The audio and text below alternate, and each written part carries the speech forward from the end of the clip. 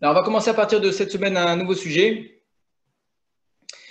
C'est la fameuse histoire de David et Goliath. Alors, l'histoire de David a commencé dans les chapitres précédents, rappelez-vous. Hachem qui demande à Shmuel d'aller trouver donc un remplaçant à Shaoul, sans lui préciser qui il est. Finalement, il arrive donc, il ne trouve pas le fameux remplaçant et on fait David, donc le huitième fils de cela, de la manière très particulière dont les choses se font, c'est-à-dire avec un grand détachement de la part de Shmuel. Mais l'histoire ne s'arrête pas là. On avait vu qu'il y avait une sorte de deuxième partie de cette histoire-là. C'est comment est-ce que Shaoul commence à avoir de grandes difficultés mentales. Donc il avait un roi, un esprit mauvais. Et donc pour le soulager un petit peu, on fait venir David parce qu'il sait jouer de la musique. Et deux fois, Shaoul envoie donc des émissaires chez Ishaï pour demander à David de venir. Une première fois pour le rencontrer, et puis une deuxième fois pour dire qu'il reste et qu'il devienne son écuyer, et puis donc il termine par être son écuyer. Pourquoi je reviens sur cette histoire-là? Il n'y a aucune transition avec l'histoire qui va suivre maintenant. Strictement aucune transition. C'est une première chose. On va commencer une nouvelle histoire, hein. Mais on va avoir vraiment le sentiment que ces deux histoires sont complètement dans une totale imperméabilité, comme si les deux histoires ne se connaissaient pas. C'est qu'on va avoir une autre histoire de la relation entre Shaoul et David, complètement différente de celle qui a été racontée précédemment. Donc, on ne va pas aborder ce problème ce soir, là on va juste découvrir le texte, mais je vous le dis à l'avance. Dans le Sefer Shmuel, Shaoul connaît déjà David, l'apprécie énormément, l'aime d'ailleurs, on l'a dit, il sait très bien qui il est, il sait qui est son père. Donc, c'est même son écuyer qui est avec lui. Et dans l'histoire qui va suivre, on va voir que Shaoul découvre David. Donc voilà, ça, je vous dis d'avance, le problème qui va se poser, c'est un des problèmes les plus importants de cette nature dans Sefer Shmuel, c'est concernant cette histoire-là. Mais alors, pour l'instant, on met de côté ce problème-là, on découvre l'histoire de manière tout à fait indépendante, sans rapport avec ce qui a été raconté auparavant, sans aucun rapport avec ce qui a été raconté auparavant. On lit l'histoire, on la découvre, en appliquant les méthodes habituelles de découpage du texte, où est-ce qu'il commence, où est-ce qu'il s'arrête, comment est-ce qu'il se partage, etc. Alors, on va passer donc au chapitre 17 du Sefer Shmuel. Donc, c'est le début d'une histoire, clairement, avec une introduction, une guerre qui commence, encore une fois, contre les Pélishtim. Donc, c'est les ennemis, on va dire, récurrents du livre de Shmuel. Asfu Pélishtim et Machanem, la Milchama. Donc, les Philistins ont réuni leur armée pour la guerre. Vaillé Asfu, donc à quel endroit est-ce qu'ils se sont réunis? À Socho, Asher Yehuda, dans la ville de Socho qui se trouve dans le territoire de Juda, donc c'est tout au nord du territoire de Juda. Vayachanu ben Socho ben Azeka Efes Damim. Ils ont campé entre Socho et Azeka, à un endroit qui s'appelle Efes Damim. Alors, on nous donne précisément, aujourd'hui, ça fait partie des endroits dont on est presque sûr que l'on a retrouvé précisément l'endroit où est-ce qu'il se trouve. C'est de plus en plus le cas pour beaucoup d'endroits dans le Tanakh, hein, mais ce n'est pas toujours le cas. Il y a certains endroits dont c'est quand même un texte qui a été écrit il y a plus de 3000 ans. Il y a certains endroits dont on ne sait pas où est-ce qu'ils se situent, mais là, pour le coup, on est quasiment certain. C'est une vallée qui s'appelle Emek Ha'ela, dont on va parler tout de suite. C'est pas loin de Beth Shemesh. Beth Shemesh, on en avait parlé au début de Sefer Shmuel. Donc, on est juste près de la frontière avec les Philistins. Les Philistins sont aujourd'hui du côté de Ashdod. Donc, c'est le territoire qui monte un petit peu au nord, et d'une ville qui s'appelle Gath. Gath, c'est la ville qui est la plus à l'intérieur des terres, donc la plus éloignée de la mer, parce que les Philistins sont sur le bord de mer, qui n'est pas très loin de Beth Shemesh. Donc, on est entre Gath et Beth Shemesh à peu près. C'est je ne sais pas exactement, une vingtaine de kilomètres peut-être de Jérusalem. Donc, eux campent donc entre Socho, Azeka, un endroit qui s'appelle Ephes Damim. Alors, les endroits Socho, Azeka, on les connaît. Alors, Ephes Damim, c'est un nom quand même qui paraît un peu étonnant, le terme Ephes Damim. Ephes en hébreu, le mot Ephes, aujourd'hui, il signifie zéro. Mais le zéro n'existait pas. Effectivement, il semble que ce soit l'idée d'une nullité, d'une absence, Damim de sang. Donc, ce serait quelque chose qui serait qui signifierait non-effusion de sang. Vous allez voir que c'est tout à fait lié à la suite de l'histoire. Alors, Veshaoul veish Israël esvu bayachanu be'emek ha'ela. Et de la manière, Shaoul et tous les hommes d'Israël se sont rassemblés. Ils ont campé à un endroit qui est donc la vallée de Ela. Et ils ont préparé la guerre à la rencontre des Philistins. Les Philistins ont dit Melahar. Les Philistins, eux, se tiennent sur la montagne, misée d'un côté. Les Israéliens ont dit Melahar, misée. Eux se trouvent de l'autre côté. Ve'agai Benem, il y a la vallée entre les deux. Donc aujourd'hui, si vous allez dans la région, c'est un endroit qui a été vraiment organisé pour cela, c'est-à-dire vous avez véritablement une sorte de vue avec les différents versets de notre chapitre que l'on va lire maintenant. On sait exactement vraiment l'endroit où il se situe, c'est assez impressionnant, c'est une grande vallée très large entre deux, alors ici on appelle ça des montagnes, mais bon, dans la géographie des Israël, on dirait des collines peut-être un peu hautes, et au centre donc cette vallée.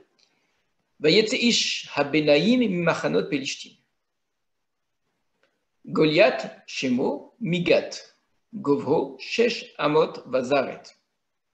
Et donc, il y a un homme, ils sont traduits ici, Ish Abenem, traduit par un géant, c'est une des traductions possibles. Ça viendrait peut-être effectivement quelque chose qui serait bonnet, construit, un homme construit, un homme, comme on peut dire, très, très, très, très grand, très fort, du campement des Philistins, sort. Son nom c'était Goliath, Goliath Shemo, Migat de Gath. On entend ici l'allitération Goliath Migat.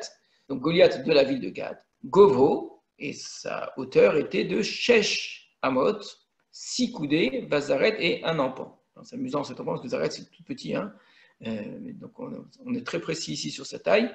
6 coudées et un empan. Alors ça fait combien 6 coudées et un empan? Ça fait à peu près 3 mètres de haut. 3 mètres de haut, c'est peut-être un petit peu plus, pas beaucoup plus. On a souvent l'idée que Goliath, c'est un géant qui fait 10, 15, 20 mètres. Ce n'est pas le cas. Vous allez me dire 3 mètres, c'est quand même très beaucoup. Mais ce n'est pas quelque chose qui est... on a des traces, effectivement, d'hommes très, très grands qui atteignent les 2,80 m, quasiment 3 mètres. Donc, ce sont des choses qui peuvent encore exister jusqu'à nos jours, de manière tout à fait exceptionnelle, une fois peut-être par siècle, une fois par 2 siècles, je ne sais pas. Mais ce sont des choses qui sont possibles. Donc, un homme de très, très grande taille. Alors, surtout qu'il semble qu'à l'époque, les gens soient un peu plus petits qu'aujourd'hui. Donc, la différence était vraiment importante. Ça, c'est une première chose, c'est sa grandeur. Mais pas simplement ça. Bekova nechoshet al rocho. Et il avait sur la tête un casque d'airain. Shirion kaskassim ou la bouche, et un shirion, c'est une sorte de gilet, vous savez, c'est quel nom précis ils ont lui donné, un instant.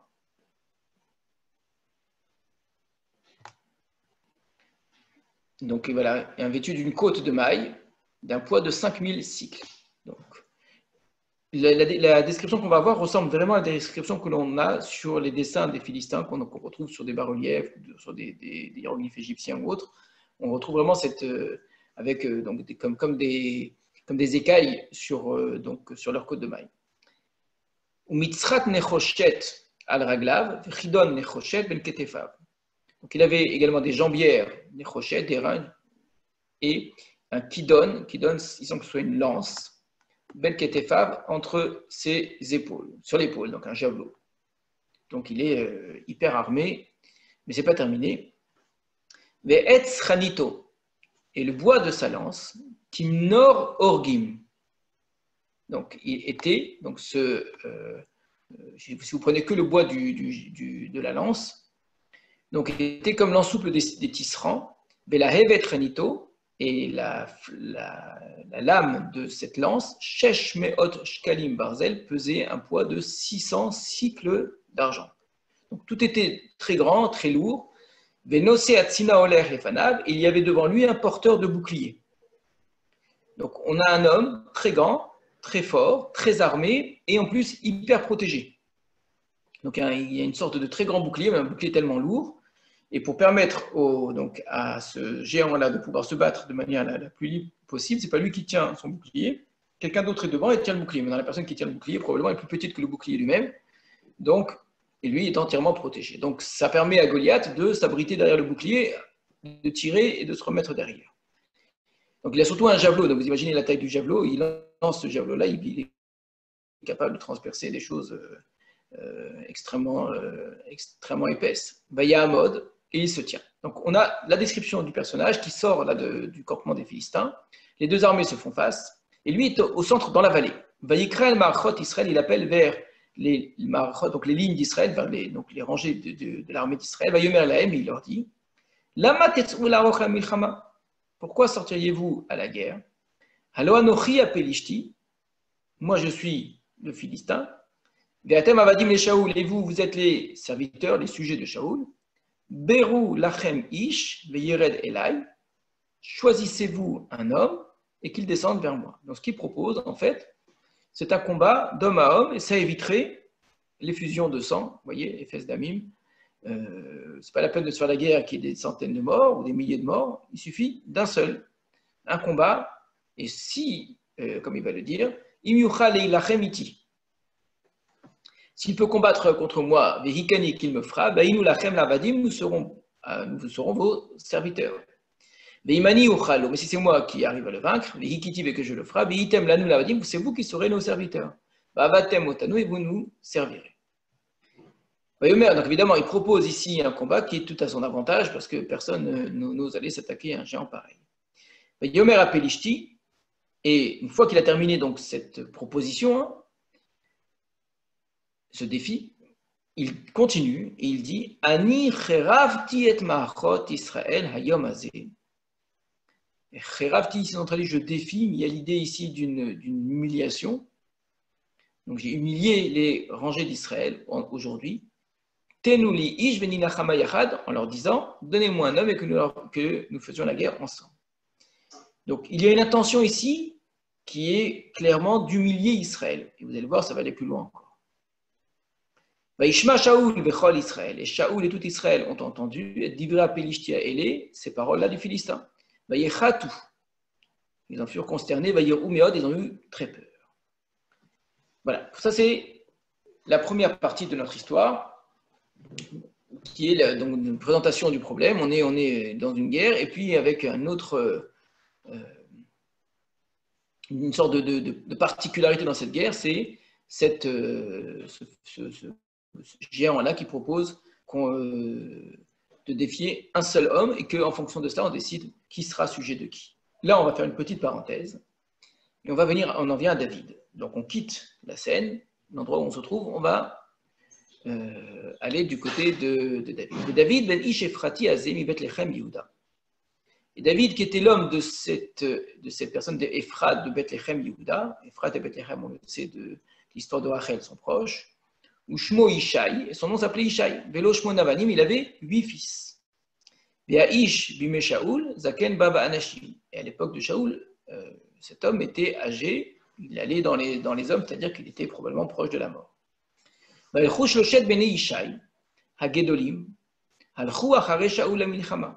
les 3 fils de Shaï sont allés d'ailleurs, ont suivi Shaoul dans la guerre. Mais Shem Shloshet Banav, le nom de ces 3 fils, qui sont allés dans la guerre sont Eliav Abechor, Eliav l'aîné, Mishneu le deuxième, Avinadav, Vashlishi, Shamma. Donc voilà le nom des 3 fils qui étaient les plus âgés, faisaient partie de l'armée de Shaoul. Mais David Wakatan, et David était le plus petit, et les 3 grands, eux, avaient suivi Shaoul. Et David, Oler Vashav, Me'al Shaoul, Yirot et Sanaviv Bethlachem. Or David allait et venait de chez Shaoul, Me'al Shaoul, pour aller faire paître le troupeau de son père de Bethléem. Cette phrase-là renvoie à l'histoire précédente. C'est la seule fois qu'on a ici un lien avec l'histoire précédente, où il était chez Shaoul, mais il allait et revenait pour aller faire paître le troupeau de son père. Donc, semble-t-il, là, il était en train de faire paître le troupeau de son père. Au moment où donc Goliath est en train de défier Israël. Donc, le Philistin s'est approché matin et soir, tous les matins, tous les soirs, et il se tenait comme cela pendant 40 jours. Midrash veut dire matin et soir, exprès pour empêcher les gens de prier. Vous allez voir que c'est lié vraiment au texte. Vayomer Ishaï et David Beno, et Ishaï dit à son fils, Kachna le achecha efat akali azeh, va'asara lechem azeh, ve'eretz amachane le achecha. Donc Ishaï dit à David, son fils, tu vas prendre, je te prie, donc pour tes frères qui sont à la guerre, sur le front, une épha de kali, de grains grillés, 10 pains, et tu vas courir vers le Corban pour tes frères. Donc simplement l'idée, c'est que voilà, pour les ravitailler. Et ces 10 fromages-là, tu vas les amener pour le chef de mille. Et tu essaieras donc d'avoir des nouvelles, hein, que tout va bien pour tes frères, tu vas te renseigner. Et tu te muniras d'un gage de leur part, c'est-à-dire tu demanderas qu'ils te donnent quelque chose pour moi, pour montrer que tout va bien.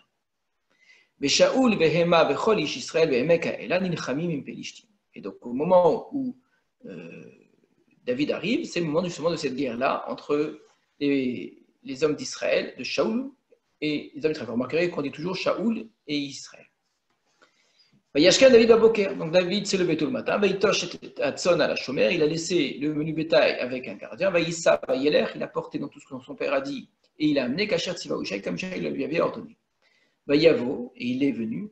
Hama Agela de Achaïl Ayotsen Amaracha Behereu la Milchama. Alors là, tous ces mots-là, comme d'autres ici, vous en remarquez qu'ils sont assez rares et on donnait beaucoup de fil à retordre aux commentateurs. Donc la Ma'agala, c'est le mot Ma'agal qui veut dire une ronde.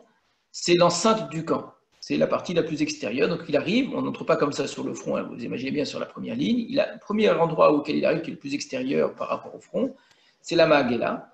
Alors que l'armée, elle, était sortie vers la Ma'aracha, donc vers le champ de bataille. Et on sonnait, donc il y avait des trompettes, des chauffards, on sonnait pour la guerre.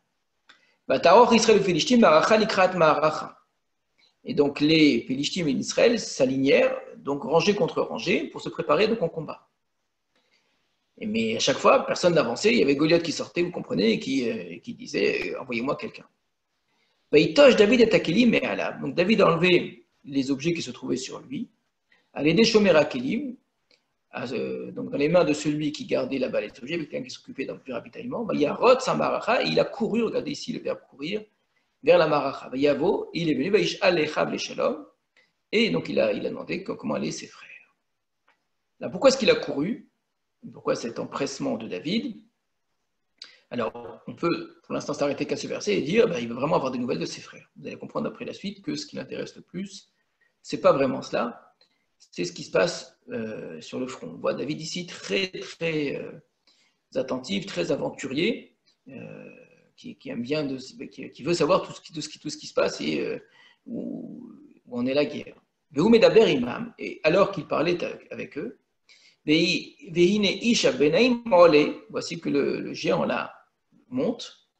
Goliath a Pelishti Shemo Migat, donc Goliath dans le Philistin, qui vient de Gath, qui sort de Marichot Pelishtim, les rangs des Philistines, Vaïdaber, Kadbarim Aele, et il a parlé selon les paroles qu'on a dites, Vaïshma David, et David a entendu. Donc voilà nos deux personnages qui se rencontrent. On avait deux scènes, la scène de la vallée de Ela et la scène de David qui était complètement extérieure. Parce que David devait aller prendre des nouvelles de ses frères, finalement ils se retrouvent l'un à côté de l'autre. Donc il y avait on a dit les deux rangs qui s'alignaient pour ce combat, et dès qu'ils sortaient, tout Israël voyait, en voyant cet homme-là, s'enfuyait, car ils avaient très peur.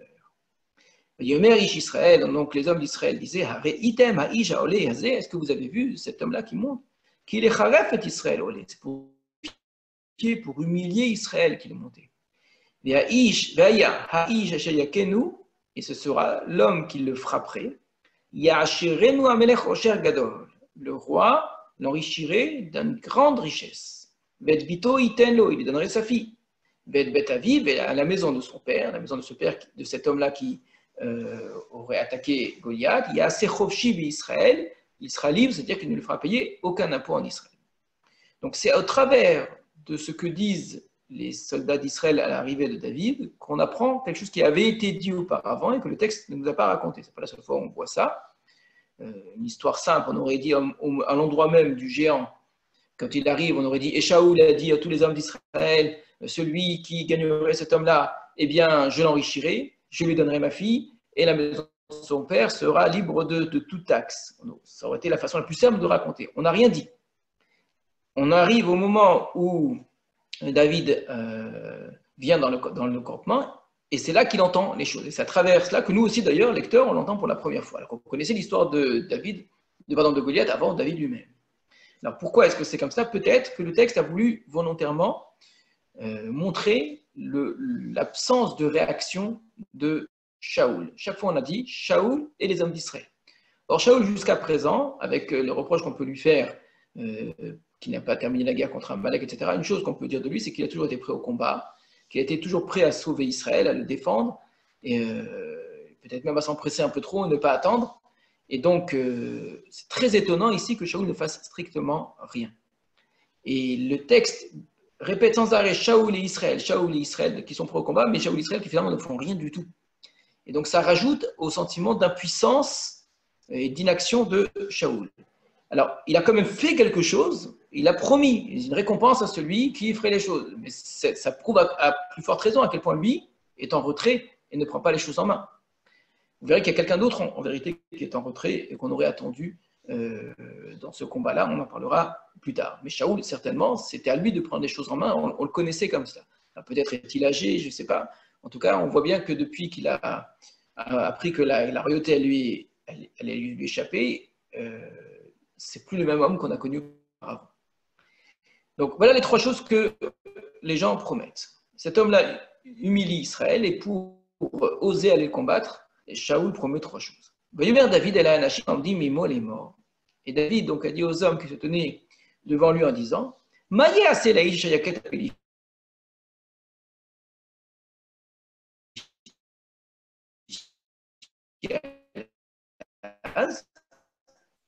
Qu'est-ce qui sera fait? Dites-moi, répétez-moi, qu'est-ce qu'on va faire à l'homme qui va attaquer le Philistin? Et en attaquant le Philistin, ôterait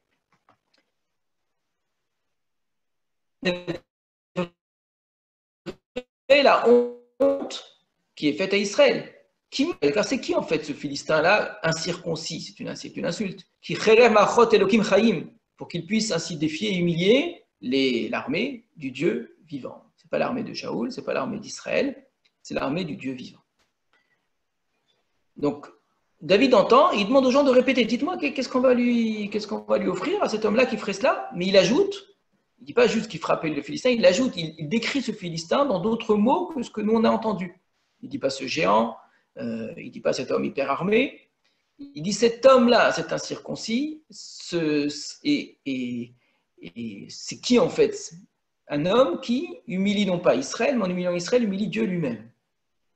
Donc le peuple lui a répondu, Kadavar Azel est mort, comme cette chose-là. Koyas, et Laïchakenu, ainsi sera fait à l'homme qui frapperait. Oui, quand la Torah ne veut pas répéter, quand elle ne veut pas répéter, ne répète pas. Là, c'est le cas. On n'a pas repris tous les mots qui ont été dits avant. Donc, la richesse, la main de la vie du roi et la liberté totale pour le père, par la famille du père qui ne paierait pas d'impôts. Donc, David dit la chose. Vaishma Eliyav achiv agadol. Donc, Eliyav, son grand frère, entend David qui pose la question. Bedabero el anashim quand il parlait aux hommes. Vayicha af Eliyav ve David. La colère d'Eliyav s'est enflammée contre David. Mais pourquoi tu es descendu là? Et dans la main de qui as-tu abandonné le peu de troupeaux à Enab Amidbar dans le désert? Moi je connais bien Zedoncha, c'est-à-dire le sentiment que Zadon, ça veut dire à la fois la volonté et en même temps souvent quelque chose qui est négatif, une volonté de mal faire, mais de manière consciente. C'est-à-dire les gens qui aiment bien agir, qui aiment bien faire des choses, mais souvent pour embêter les autres. Je sais ce qu'il y a de mal dans ton cœur. Car en vérité, c'est pour voir la guerre que tu es descendu. Donc, soi-disant, c'est venu pour nous rendre visite, etc. Tu es bien content, c'était un prétexte. Et pour toi, c'est une façon d'abandonner le troupeau dans la main de je ne sais qui pour venir avec toi, en vérité, ce qui se passe. Je te connais bien. Pourquoi Eliab dit cela? Il le dit, non pas au moment où David vient et parle avec lui, comme on a dit qu'ils ont parlé ensemble, non pas quand il lui donne à manger, mais quand il le voit poser la question au soldat, il lui dit, qu'est-ce qu'il a dit? Qu'est-ce qu'il a dit? La façon qu'il a eu de poser la question, et surtout la façon de présenter le Philistin, etc., et enlever la honte d'Israël, et l'humiliation qui est faite au Dieu d'Israël, c'est une forme d'initiative de David qui est trop remarquée. David ne fait pas que s'informer, poser une question. On sent bien ici un intérêt très particulier, quelque chose qui l'excite. Et qu'est-ce que fait Eliab? Il dit, je te connais bien, ce qui veut dire que ce n'est pas nouveau. Ça renvoie vraiment à ce qu'on a connu dans le texte précédent. On voit bien que David est à part, il n'est pas aimé de ses frères. Il n'est pas reconnu parmi ses frères. Comme s'il ne faisait pas partie de la famille, on avait expliqué. Là, on sent, il y a même une sorte c'est quelqu'un qu'on n'aime pas parce qu'il est mal vu. On ne l'aime pas parce que c'est quelqu'un qui en fait trop, qui a en vérité de mauvaises intentions, qui aime bien l'aventure, etc. Alors, c'est pas bien. Yomer David dit, alors là, vraiment, on a l'impression que c'est une histoire, hein, vraiment, comme on entend des frères se disputer. Mais Asiti Ata, mais qu'est-ce que j'ai encore fait? Hallo Davaru, mais c'est juste des paroles, je pose des questions, qu'est-ce que tu me veux? Vaïssor mais Tzlo el Moulacher, donc il se détourne de lui, imaginez vraiment la scène. Donc, reprenez, David arrive, et on sent, en vérité, il est à l'affût de ce qui se passe, et il voit le géant, etc., et il entend les soldats quelque chose. Il a dit, dites-moi, qu'est-ce qu'il a dit, Shaoul, qu'est-ce qu'on va lui donner à celui qui va tuer cet incirconcis et enlever la honte d'Israël? Et quand il parle comme ça, il y a Eliab qui dit, mais attends, je te connais, toi, arrête l'histoire, t'es venu que pour t'intéresser à la guerre. Au lieu de cela, tu as abandonné le troupeau. David qui se défend, mais ça va, j'ai rien fait, et qui recommence. Donc il ne tient pas du tout compte de son frère, vraiment, il l'ignore, hein, il se détourne de lui vers une autre personne. Il recommence la même question.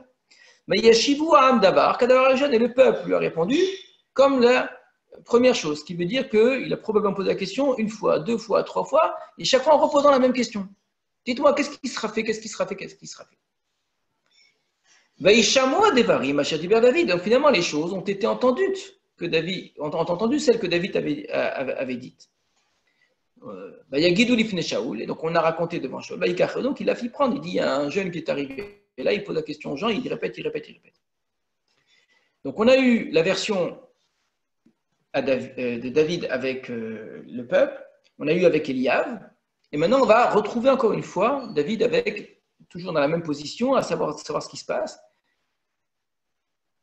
Avec le peuple, on n'a pas encore réussi à déterminer quelles étaient ses intentions. Avec Eliab, il dit, oh ça va, c'est rien du tout, je faisais juste des paroles. Et maintenant vous allez entendre comment est-ce qu'il parle avec Shaul. David dit à Shaul, Alipol lève Adam alav. Vous avez bien entendu, c'est David qui parle à Shaul. Il n'y a pas écrit, Shaul a demandé à David, mais qu'est-ce que tu as posé des questions? On a l'impression que Shaul n'a même pas ouvert la bouche. D'ailleurs, il ne l'a pas fait depuis le début du chapitre, puisque les mots qu'il a dit, on les a entendus par la bouche de quelqu'un d'autre. On a le sentiment que David arrive, imaginez-vous le jeune enfant qui arrive dans la tente, dans situation de guerre, hein, c'est le QG, le quartier général de l'armée, et arrive ce jeune homme, il rentre, et c'est lui qui s'adresse à Shaoul, et il commence comme ça. Al Yipol Lev Adam Alav. Que le cœur d'aucun homme ne tombe à cause de lui, c'est-à-dire que personne ne perd courage à cause de celui-là. Avdecha Yelech. Que ton serviteur y aille, Venincham Pelishti Azé, et qu'il fera la guerre contre ce Philistin. Donc il n'a pas posé la question qu'est-ce que il sera fait à l'homme, etc., comme il avait posé la question au peuple, directement, mais sans aucune préparation, que personne ne perde espoir, ne perd courage. Et je vois là tout le monde autour de moi, on dirait des gens qui sont incapables de se battre. Écoute, moi je vais y aller et je vais faire la guerre contre ce Philistine. Une assurance incroyable. Shaoul dit à David, mais tu peux aller contre ce Philistin-là, il a pour lui faire la guerre. Car tu n'es qu'un jeune homme. Et lui, il est un homme de guerre depuis qu'il est jeune homme. Et toi, tu es jeune homme, tu es un homme de guerre. Et à part ça, on imagine la suite, c'est un géant, etc. Et David dit à Shaoul, donc David doit reprendre pour convaincre Shaoul, qui évidemment ne prend pas du tout au sérieux. Donc David doit reprendre et trouver les mots pour convaincre Shaoul. Ton serviteur était un berger à son père dans le troupeau. Et le lion et l'ours venaient, c'est un passé qui signifie, il arrivait plusieurs fois qu'il venait, et prenait, emportait un mouton du troupeau. Alors là, écoutez bien, la manière de parler de David, c'est vraiment tout à fait exceptionnel. Donc il raconte une histoire. J'étais berger, et puis il arrivait parfois qu'un lion ou qu'un ours, rien que cela, venait chercher un mouton du troupeau. Eh bien moi, je sortais derrière lui, et je le frappais. Je le sauvais de sa gueule, alors il se le relevait contre moi, cet ours ou ce lion. Je le saisissais Alors, ici, on traduit à sa mâchoire, il semble plutôt que ce soit les poils, comme notamment c'est sa barbe. Vikitiv, et je le frappais. Vahamitiv, et je le tuais. Regardez le nombre de verbes. Il y a tsati, hikiti, hitsalti. Et ensuite, lui, il y a un seul verbe. Vayakom, il se levait. Alors, vechezakti, vehikiti, vahamitiv. C'est incroyable. C'est tout cela pour dire, c'est plus qu'une assurance. Tout à l'heure, c'était une simple assurance. Je vais y aller, je vais le frapper. Là, regardez. Donc, je sortais derrière lui. Je le frappais une première fois. Ensuite, je sauvais l'animal, mais je n'avais pas encore tué le lion ou l'ours. Alors, lui se relevait contre moi.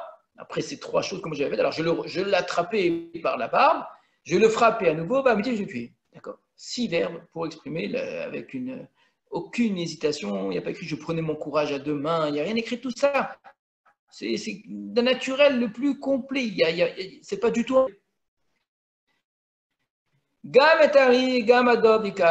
Ton serviteur a frappé le lion comme l'ours. Ce Philistin-là, circoncis, sera comme l'un d'entre eux, qui car il a humilié, il a défié l'armée du Dieu vivant. On est vraiment assez épaté d'entendre un enfant parler comme ça. Donc déjà, les premières phrases, qu'aucun homme ne perde de courage, ton serviteur va y aller, il fera la guerre. Alors il dit, mais attends, mais tu ne peux pas y aller, mais pour qui tu me prends? Tu crois que je ne sais pas me battre? J'ai peut-être pas fait l'école militaire, mais j'ai fait une autre école, l'école des animaux sauvages, et si j'étais capable, sans hésiter, à vaincre chez tous ces animaux-là, je serais capable de vaincre ce Philistin. Il revient sur cette idée, car il a humilié les rangées, donc l'armée du Dieu vivant. Et là, vous avez un blanc. Yomer David. Et David a dit. Et là, on a donc un élément qui revient assez souvent dans le Tanakh, qu'on appelle le Vayomer, 2 fois Vayomer. Ça veut dire tout simplement qu'on a un personnage qui parle dans un dialogue, hein, normalement, et vous avez 2 fois le texte qui va nous dire que le même personnage a parlé sans qu'il ait été interrompu. Donc normalement, on dit un tel a dit et l'autre a dit, et puis un tel a repris et l'autre a repris. Mais jamais vous aurez dans un dialogue en français, David a dit, et puis on dit ouvrez les guillemets, etc., fermez les guillemets, David a dit, ouvrez les guillemets. C'est bizarre. Comment est-ce qu'on explique ça généralement? Dans la plupart des cas, il faudra voir évidemment dans chaque cas particulier, c'est que la première parole attendait une réponse, normalement. Il aurait dû y avoir une réponse. Et étant donné qu'il n'y a pas eu de réponse, le premier interlocuteur, celui qui a commencé à parler, attendait la réponse, voyant qu'il n'y a pas la réponse, réagit par rapport au fait justement qu'il y a eu un silence. Ça arrive plusieurs fois entre Moshe et Hachem, par exemple.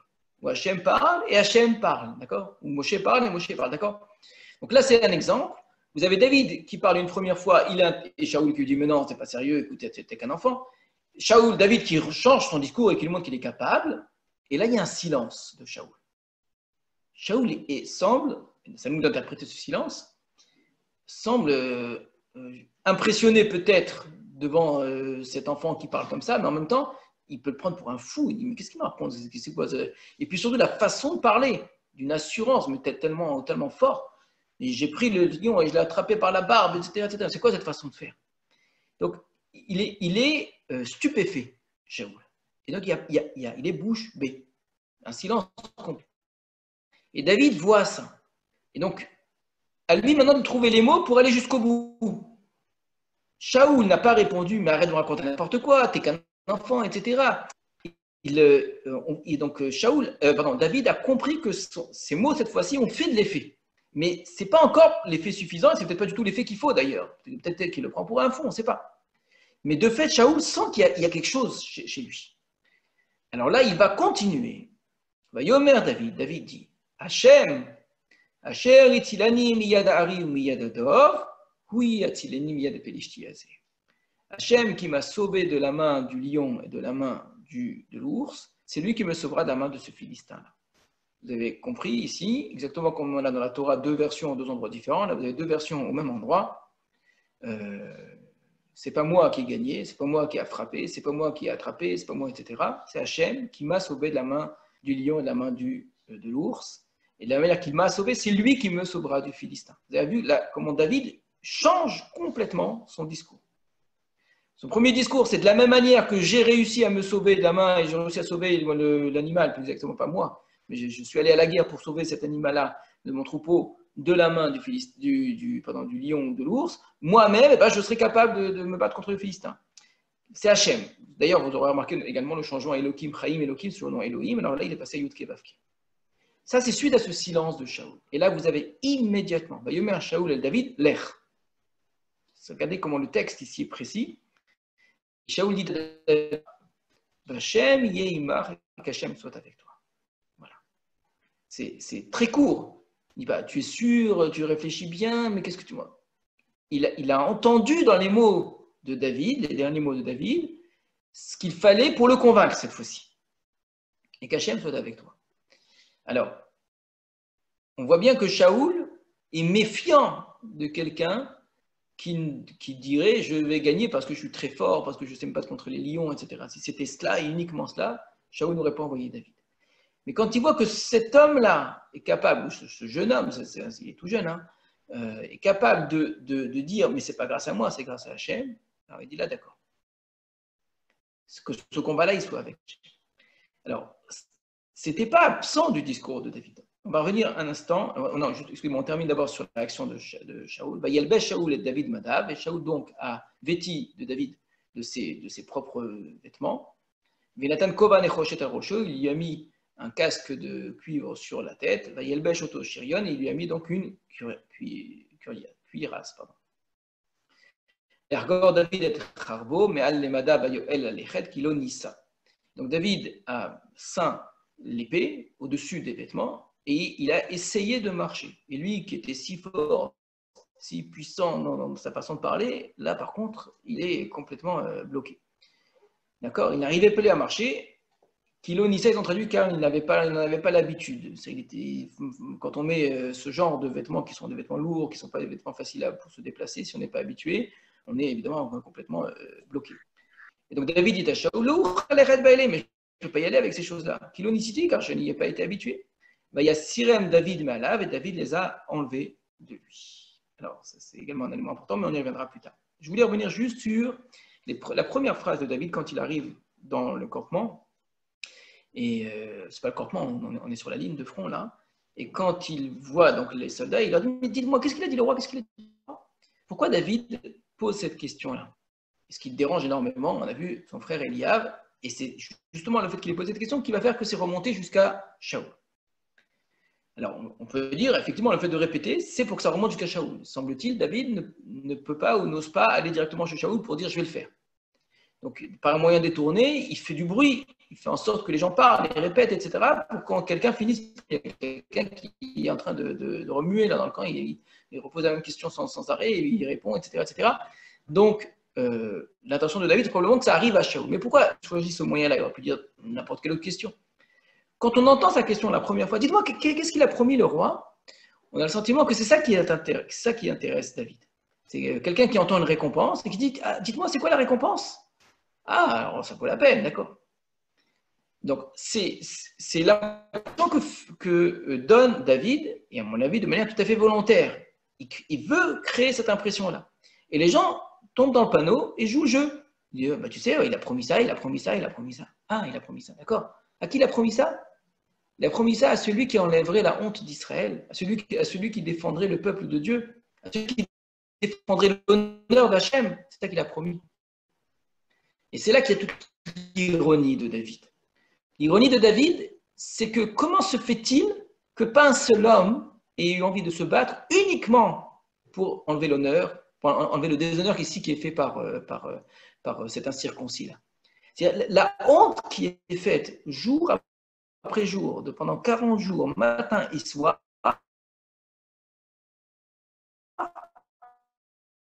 Alors non seulement cela, il faut encore qu'on vous rajoute d'autres récompenses, ça marche toujours pas. Et quand je pose la question, c'est quoi la récompense? Donc, quand je pose la question, c'est quoi la récompense?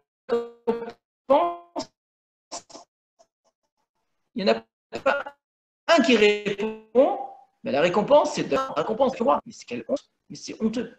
Donc d'une certaine façon, cette humiliation que vous fait subir Goliath, mais c'est une humiliation que vous méritez, et il entend cela. En entendant cela, comme ça, à force de le répéter, alors il dit, écoutez, alors, très bien, alors moi je vais y aller. Et il le dit très bien. Dès qu'il arrive chez Shaoul, il n'est pas du tout intéressé par la récompense. Ce qui l'intéresse, il le dit très bien, c'est qu'il rêve machot Elohim Chaim, car il a humilié l'armée du Dieu vivant. Donc depuis le départ, il y a l'idée de Dieu chez lui. Mais l'idée de Dieu, non pas qu'il l'aide, qu'il va l'aider, il y a l'idée d'un Dieu qui est humilié et qu'il faut défendre. Et le peuple de Dieu qu'il faut défendre. C'est ça l'idée de David. Il va aller encore plus loin en disant, grâce à ce sens de Shaoul, oui, mais en fait, c'est pas moi qui va faire la guerre, c'est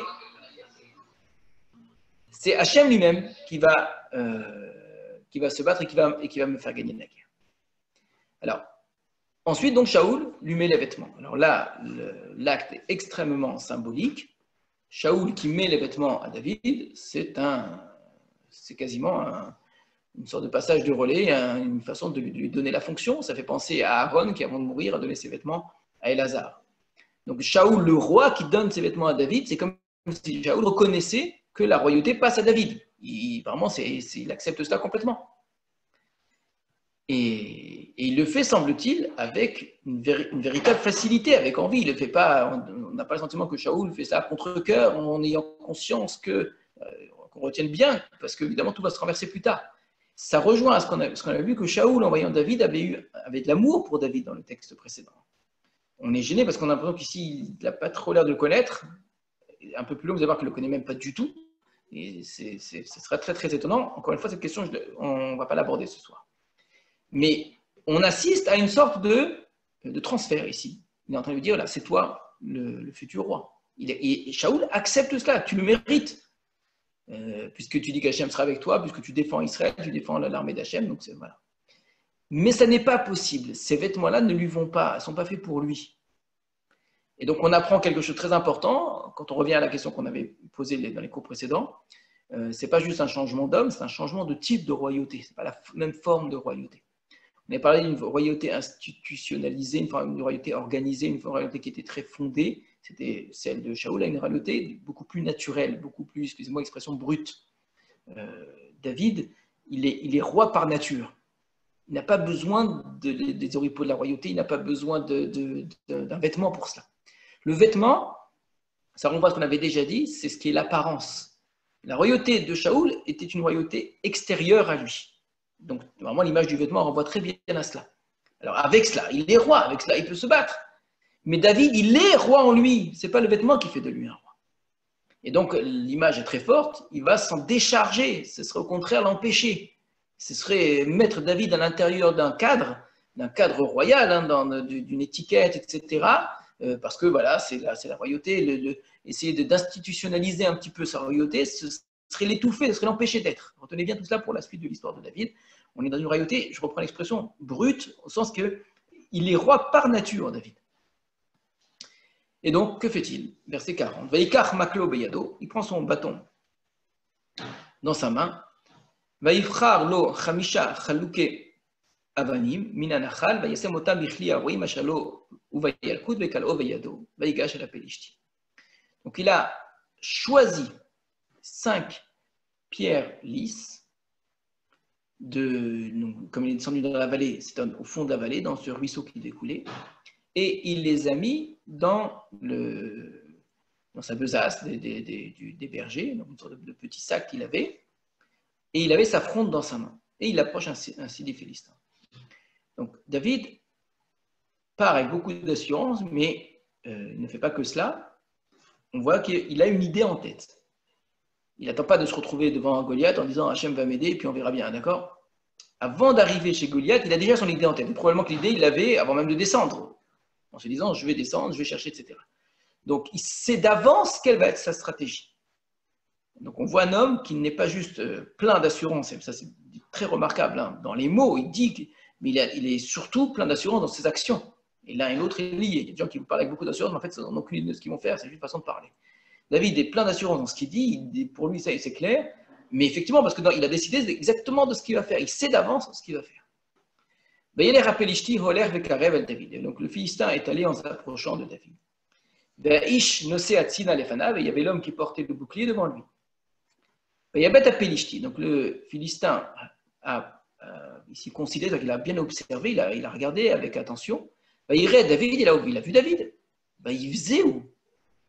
Et il l'a vu avec dédain, donc il l'a humilié, il l'a méprisé. Qui a Yana, car il était d'une part un jeune homme, Ve'admoni, et rouge. On a vu le teint vermeil, il m'y a fait marrer avec une belle apparence. On reprend ici l'expression qu'on avait vue auparavant, qui apparaît ici aussi, la beauté de David et sa jeunesse. Également ce ton rouge un petit peu qui le fait remarquer. Ça me dit quelque chose qui était assez rare. Et voyant ce jeune enfant, ce qui approche de lui, il dit, mais c'est quoi cela? Et le meilleur appelé David, le Philistin dit à David, Hakelev Anori, suis-je un chien qui a tava elai b'maklot pour que tu viennes avec moi avec des bâtons? Mais Kalel appelé David be'Elohav, et le Philistin a insulté, a moqué David avec le nom de son Dieu. Et là, c'est vraiment ce qu'il ne fallait pas faire. On ne touche pas au Dieu de David. Donc, il n'a pas fait que le mépriser, il a insulté le Dieu de David. Pour se moquer de David. David, le Philistin dit à David, Lecha Elai, va-t'en, va-t'en vers moi, approche-toi, Ve'tena et besarecha, et je donnerai ta chair, les of hashamaim, aux oiseaux du ciel,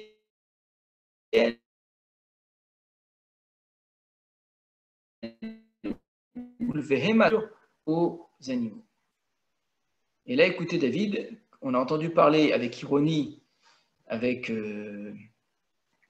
les soldats, on l'avait entendu ignorer son frère en disant oh ça va, qu'est-ce que j'ai dit, c'est juste des paroles. Mais on retrouve ici sa très grande assurance. L'ironie demande beaucoup d'assurance. La façon d'ignorer son grand frère, presque se moquer de lui, hein, ça demande aussi beaucoup d'assurance. On a vu les deux façons qu'il a eu de parler de Shaoul, toujours là aussi plein d'assurance. Et bien on le retrouve devant le Philistin. Pas une seule fois, vous verrez la moindre petite brèche ici, dans la façon de parler de David, la moindre petite hésitation, on ne l'a pas vu jusqu'à présent. Bien, écoutez comment David répond à cet homme qui l'humilie au nom de son Dieu et qui promet de donner sa chair en pâture aux animaux. Voyez bien David, elle appelle Ishti. David dit aux Philistins, Ata ba elai, c'est toi qui viens vers moi. C'est déjà amusant. Ata ba elai, c'est toi qui viens vers moi. Becherev, bachanit ou bechidon. C'est toi qui viens vers moi comme si c'est moi l'homme fort et toi qui oses m'attaquer. Tu oses m'attaquer avec une épée, avec une lance et avec un javelot. Ve'anochi, or moi, vaelecha, je viens vers toi. Beshem Hashem Tsevakot, avec le nom d'Hachem, le Dieu des armées, Dieu des cohortes. Elohim Marechot Israël, le Dieu des lignes d'Israël, de l'armée d'Israël, Asher Rafta, que tu as insulté. Voilà. Donc on retrouve ici le même motif qui revient sans arrêt, insulter l'armée du Dieu d'Israël, Dieu vivant. Donc tu viens avec l'épée, la lance et le javelot, ça donne l'impression qu'il dit tu viens avec de la force, mais ta force elle ne vaut rien face à Hachem Tsevakot. Je viens moi avec le nom d'Hachem Tsevakot. Hayom Azeh, en ce jour, Yesager Hachem Beyadi, Hachem te met dans ma main, tu te livreras dans ma main, et je te frapperai. J'enlèverai ta tête d'au-dessus de toi. Et je donnerai les cadavres de tout le campement des Philistins en ce jour, les aux oiseaux du ciel et aux animaux de la terre. Qui a bien un Dieu en Israël. C'est une force incroyable. Il lui dit, si tu viens vers moi, je vais te donner à manger aux animaux.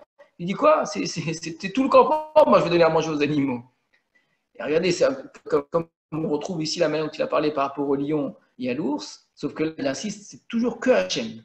Hachem va te livrer dans ma main. Il s'aguerra Hachem, il va t'enfermer dans ma main et je vais te frapper. J'enlèverai ta tête au-dessus de toi. Et je donnerai le cadavre de tout le campement des Philistins en ce jour. En ce jour, ça va prendre 10 ans. Aujourd'hui, je règle l'affaire, moi, c'est fini.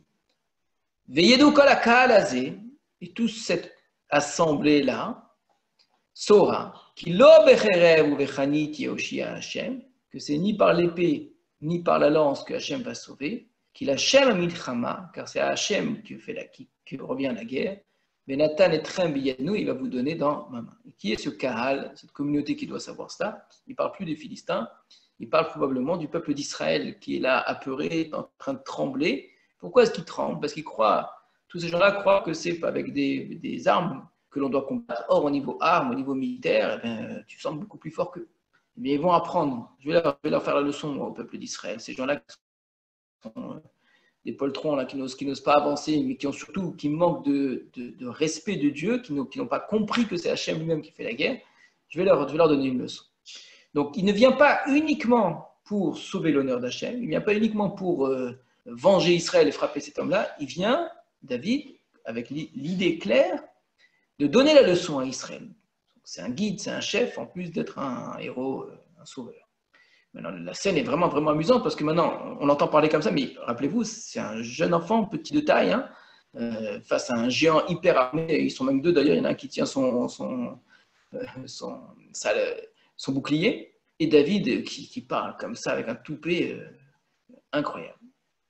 Veaya, qui kama pelishti, et ce fut lorsque le Philistin s'est levé, Vayeler, Vayikrav l'ikra de David, qu'il est allé pour s'approcher de David, vous imaginez, avec rasé, après avoir entendu des mots pareils, il devait être fou de colère, ce Philistin, il a dit, mais c'est quoi cette mouche-là? Vayimaher David s'est empressé, Vayarot, il a couru, encore une fois, Hamaracha l'ikra de Pelishtim, donc en traversant tout le champ de bataille à la rencontre du Philistin. Vaishlach David et Yado el Akeli, et donc tout en faisant ça, donc il courait, il allait vite, il a envoyé sa main dans ses affaires-là, Vaikar Misham Even Vaikala, et il a pris de là-bas une pierre et il a tiré. Vayachet Apelishti, El Mitzro, il a frappé le Philistin sur le front, l'endroit qui n'était pas donc recouvert par le casque d'airain. Maintenant, il faut savoir que le mot Metzach en hébreu, le front, d'ailleurs en français aussi, hein, quand on dit quelqu'un qui est effronté, le front représente également l'orgueil, représente l'effronterie. Montrer son front comme ça, c'est quelqu'un d'audacieux, d'insolent. C'est l'insolence. Donc le frapper dans son front, ça veut dire frapper son insolence. C'est un homme qui a eu l'insolence d'ainsi humilier Israël. Donc tout cela ici, David choisit chaque chose. Il n'a pas juste choisi le front parce que c'était le meilleur endroit, parce que ce qui l'intéressait, c'était de frapper cette insolence-là. Vatitba ha'even bemitzro, la pierre, littéralement, s'est noyée, donc elle s'est enfoncée dans le front. Vaïpol alpanav artsa, il est tombé face contre terre. Il n'est pas mort. C'est le coup ici, elle l'a fait, je sais pas, avoir un vertige, en tout cas perdre la connaissance. Et il tombe donc face contre terre. Il est toujours dans son empressement, on ne laisse pas vraiment passer une seconde. David donc David ainsi était plus fort que le Philistin grâce simplement avec cette fronde et cette pierre. Il a frappé le Philistin, et il l'a tué, alors qu'il n'y avait pas d'épée dans la main de David. On va expliquer, c'est-à-dire qu'il n'y avait pas d'épée dans la main de David. Comment est-ce qu'il l'a frappé, il l'a tué? Donc il l'a frappé, il l'a tué au départ alors qu'il n'avait pas d'épée. La mise à mort, elle en réalité va se faire avec une épée, on va le voir. David a couru, Yamod el Apelishti, et il s'est tenu sur le Philistin. Vaikach et Harbo, il a pris l'épée du Philistin. Vaishlefa mitara, et il a sorti donc de son fourreau. Regardez comment le texte s'y ralentit l'action, il montre chaque petit morceau de l'action de David. L'épée devait être géante, devait faire au moins la taille de David, d'accord? Donc elle devait être également très lourde. Donc David sort l'épée du fourreau alors que lui est face contre terre. Il y a encore quelques secondes, peut-être qu'il va se relever. Hein. Vaimotetehu, et donc il l'a fait tomber sur lui. Vaïchodba et Rocha, et avec cela, il lui a tranché la tête. Voilà. Ça a duré probablement 3 secondes, tout cela. La discussion a été probablement plus longue que le coup. Donc, très rapidement, une seule pierre, il en avait préparé 5. Hein. Une seule pierre, droite au but sur le front, il tombe par terre, il court, il prend l'épée et il lui coupe la tête. Il y a Pelishtim qui mettent Giboram, et les Philistins ont vu que leur héros est mort, leur champion était mort, il y a Noussou, ils se sont enfuis. Il y a Koumouan chez Israël, Yehuda, Vayariou, donc tous les hommes d'Israël et de Yehuda se sont mis à crier, il y a des fois ils se sont mis à poursuivre les Philistins. Adboa Chagai jusqu'à arriver à Gaï, Ekron jusqu'aux portes de Ekron, Ekron qui est une grande ville des Philistins. Et les les cadavres des Philistins sont tombés Bédérer Sha'araïm, sur le chemin de Sha'araïm jusqu'à Gath et jusqu'à Ekron. Donc il y avait des morts des Philistins, surtout le chemin jusqu'aux villes importantes des Philistins. Et Yashuvou ben Israël, les ben Israël sont revenus ensuite, Midelok après avoir poursuivi les Philistins. Yashosu et Machanehem, et ils ont pillé leur campement, tout le campement des Philistins qui était posé là-bas, à Emek Haela, ils ont tout pillé. Car David est roche à Pélichti, et David a pris la tête du Philistin. Il vit Ehou Yerushalayim, il l'a amené à Jérusalem. Alors ça, en vérité, cette phrase-là est une insertion. Je vais vous expliquer dans un instant. Vetkela Sambe Aolo, et ses ustensiles, il l'a mis dans sa tente. C'est une insertion, c'est-à-dire que ça ne s'est pas du tout passé à ce moment, ça s'est passé beaucoup plus tard, à l'époque où il y avait Jérusalem, et à l'époque où David était roi. Il a fait venir cette tête et il l'a amené à Jérusalem. Ce n'est pas du tout à ce moment-là. Alors c'est sûr que nous, on a tendance à dire comme ça, certains commentateurs lisent comme cela. C'est exactement comme dans la Torah, vous avez dans le livre de Shemot, un endroit où on parle de la manne qui est tombée pour la première fois. On est à peine sorti d'Égypte, on est avant le don de la Torah, après la traversée de la mer, la manne tombe. Et on nous dit que la manne a été tombée pendant 40 ans et qu'on l'a mis, etc. C'est des choses qui sont passées évidemment plus tard. Mais c'est une insertion dans le texte pour nous dire, voilà, il a frappé, mais sachez qu'il l'a gardé pour l'amener à Jérusalem. C'est une sorte de trophée. Et Shaoul et David, et lorsque Shaoul a vu David, pas qu'il l'a vu vaincre, pas qu'il l'a vu tuer, mais au début, on ne nous avait pas raconté ça. On a voulu poursuivre l'action avec cette force, cette vitesse, cette assurance de David, on n'a pas voulu interrompre. Hein. Mais au moment où David avançait, en ayant enlevé tous les vêtements, etc., en reprenant son bâton de berger et en avançant comme cela vers Goliath, Shaoul observait. Quand il a vu comme ça aller à la rencontre des Philistins, Amar el Avner Saratsava, il a dit à Avner, le chef d'armée, Ben Mizehanar, mais c'est le fils de qui ce jeune homme-là, Avner? Dis-moi, c'est le fils de qui? Yomer Avner dit, par la vie de moi, je ne sais pas du tout qui c'est.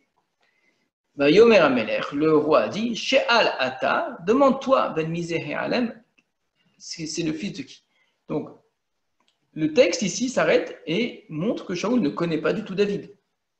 Il s'intéresse à savoir, et plus précisément, le fils de qui? À quelle famille il appartient? Probablement, quand on entend ça, c'est-à-dire qu'il imagine bien qu'il va y avoir une suite. Shaoul a compris, avant même qu'il ait frappé Goliath, et moi j'ai le sentiment qu'il a compris que David allait vaincre Goliath, ça paraît impossible une chose pareille. Souvent on raconte que Shaoul n'y croyait pas du tout. Shaoul, à mon avis, était persuadé, rien qu'à la façon de parler de David, et surtout en mettant le nom d'Hachem, que c'était une affaire bouclée, que c'est sûr qu'il allait gagner. Et donc il y aura une suite, après avoir gagné, il ne sera plus un inconnu, il ne sera plus un anonyme, il va jouer un rôle. Donc je veux savoir c'est le fils de qui, essaie de te renseigner. Pour Chauve David, finalement quand il est revenu, David, mais à quoi t'as tapé Lishti, après avoir frappé le Philistin, Avner, donc l'a pris, il dit Ehou l'ifneja, il l'a mis devant Shaoul, Berosh appelé Lishti Beyado, il avait la tête du Philistin dans la main. Yomer Elab Shaoul, et Shaoul lui dit Benmi Atahnar, tu es le fils de qui? Jeune homme. Yomer David, il lui a dit Ben Adecha Ishaï, je suis le fils de ton serviteur Ishaï, Bet Alachmi de Bet Lechem. Là, s'arrête le chapitre. Effectivement, on a l'impression que l'histoire s'arrête là. On va quand même regarder le verset suivant et on va se poser la question, est-ce qu'il faut l'inclure ou pas? Et ce fut lorsqu'il eut terminé de parler à Shaoul, Benefesh Yehonatan, l'âme de Yehonatan, dont on n'a pas parlé dans toute notre histoire, le fils de Shaoul, Nikshera Benefesh David, c'est noué, littéralement, c'est attaché à l'âme de David. Vayehaveu Yehonatan Kenafsho, et Yonatan l'a aimé comme son âme, comme si c'était lui-même. Shaoul l'a pris ce jour-là, il ne l'a pas laissé revenir dans la maison de son père. Et donc Yonatan et David ont scellé une alliance par amour comme son âme. Donc Yonatan a enlevé le vêtement, encore une fois, le manteau qui était sur lui, donné à David, ainsi que donc son uniforme, son épée, son arc et sa ceinture. Donc, nouvelle fois, David qui reçoit les vêtements. Et là, par contre, il ne les enlève pas. Et David donc sortait là où Shaoul l'envoyait, Yaskil, et il réussissait. Shaoul l'a placé au-dessus des hommes de la guerre. Il a été bon, Ben Ekolam, aux yeux de tout le peuple, Begam Ben Avdeshol, même aux yeux des serviteurs de Shaoul. Donc, voilà la suite de notre histoire, qui est la rencontre avec Jonathan. Évidemment, cette rencontre avec Jonathan appartient à l'histoire, c'est directement la suite, surtout que vous avez remarqué que c'est une reprise de l'histoire de Shaoul. Il n'a pas pu prendre les vêtements de Shaoul, mais il a pris les vêtements de Jonathan. Au niveau symbolique, prendre les vêtements de Shaoul, ça aurait pu prendre la royauté vraiment à Shaoul. Mais par contre, il prend vraiment la royauté à Jonathan. Et Jonathan, c'est lui qui donne. Et c'est un homme incroyable, ce Jonathan. Tout à l'heure, je vous disais, Shaoul n'a pas réagi, alors que c'est lui qu'on attendait depuis le début de l'histoire. Mais il y en a un autre qui n'a pas réagi, c'est Jonathan. Et là, on ne le reconnaît pas du tout. Autant on savait que Shaoul avait perdu de sa grandeur, etc. Mais Jonathan, quand on l'avait quitté, c'est un homme extraordinaire, un homme qui avait gagné la guerre. Un homme, vous aurez remarqué, qui ressemble beaucoup à David, plus exactement, David lui ressemble énormément. C'est lui qui avait dit, des mots qui ressemblent beaucoup à ceux que David va dire. David dit, c'est pas avec l'épée qu'on gagne. Lui avait dit, c'est pas par le nombre qu'on gagne. Et qu'avec un courage qui ressemble beaucoup à celui de David, il était parti seul pour aller attaquer tout un bastion des Philistins. Et il avait réussi. Donc il y a une ressemblance dans cet héroïsme, dans cette assurance, et surtout dans l'idée que c'est Dieu qui fait la guerre. C'est Dieu qui fait la guerre. La même chose. Donc une très grande ressemblance entre ces deux héros qui donc méritent de gagner. Sauf que, eh bien, Jonathan n'a rien fait de tout ça. C'est pas Jonathan. Jonathan, c'est Dieu qui donne, c'est Dieu qui fait gagner la guerre. Celui que l'on aurait attendu, c'est vraiment Jonathan, plus que Shaoul lui-même, puisque dans la dernière guerre, c'est vraiment Jonathan qui a montré l'exemple. Et donc là, Jonathan, pas une fois, ne se met en avant, etc. Il faut expliquer également cette absence. Donc on avait au chapitre précédent, donc 58 versets, auxquels vous devez rajouter les 5 versets qu'on a là. D'accord? Ces 5 versets, ce qui nous fait donc les 63 versets dans notre histoire. Alors, on reviendra là-dessus, sur cette façon de découper, puisque on est maintenant dans la suite du combat de David et Goliath. Qu'est-ce que ça a entraîné? Ça a entraîné cet amour de Jonathan pour David. Ça va entraîner également une réaction du reste du peuple. Voilà pour l'histoire. On avait un David complètement silencieux dans l'histoire précédente, complètement. Il n'a pas dit un mot. Hein. David, quand Shmuel, il n'y a pas eu de discussion, rien du tout. On a un David absent. On parle de lui, même quand on avait dit même quand on le fait venir, il est encore absent. Il a l'air complètement détaché de Shmuel, détaché de sa famille, etc.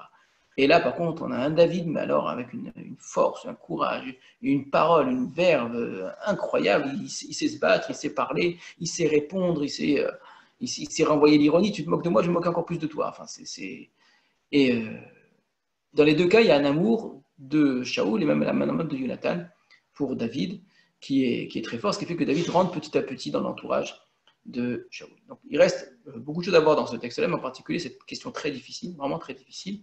Comment ce texte peut donner l'impression que Shaoul ne connaît pas David, veut dire c'est qui son père, etc., alors que lui-même l'avait fait envoyer 2 fois, et rappelez-vous, et le père qui avait envoyé des cadeaux à Shaoul. Donc on abordera Bezrat Hashem cette question la prochaine fois. Alors quand aura lieu le prochain cours, je ne sais pas encore. Je vous enverrai un message sur le groupe WhatsApp. Si certains ou certaines d'entre vous ne sont pas sur le groupe, c'est l'occasion d'y aller. Ça vous permettra d'avoir accès aux différentes informations. Voilà. Est-ce que vous avez des questions?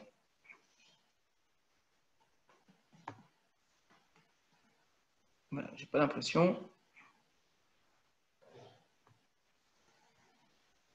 Donc, on peut fermer. Sur ce, alors, je vous souhaite à tous une bonne fin de soirée.